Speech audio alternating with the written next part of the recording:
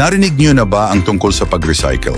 Ngayon, matututo tayo kung bakit mahalaga ang pag-recycle at kung paano tayo makakatulong sa ating kapaligiran. Kapag itinatapon natin ang mga bagay sa basurahan, kadalasang napupunta ito sa isang lugar na tinatawag na landfill. Ang landfill ay malaking lugar kung saan nililibing ang ating basura.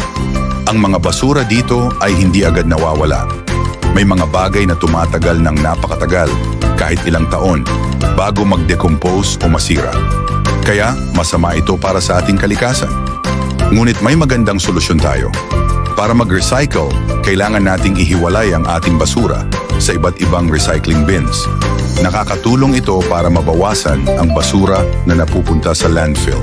Halimbawa, ang plastic ay dapat ilagay sa isang bin, ang papel sa isang bin, at ang mga bote sa ikatlong bin.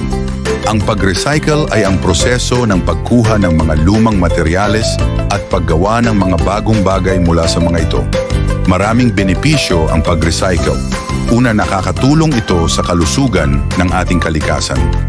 Kapag nag-recycle tayo, nababawasan ang mga bagay na nagiging polusyon. Pangalawa, nakakatipid tayo ng enerhiya.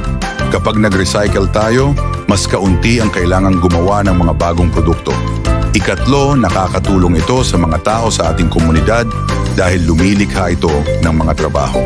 At higit sa lahat, nakakatipid tayo ng pera. Tandaan, kahit ang maliliit na hakbang tulad ng pag-recycle ay makakagawa ng malaking pagbabago para sa ating planeta.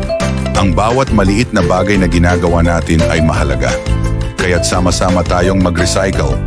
Magandang simula ito para sa ating lahat. Isipin natin ang ating mga hinaharap na henerasyon. Gusto ba natin na magkaroon sila ng malinis na kapaligiran?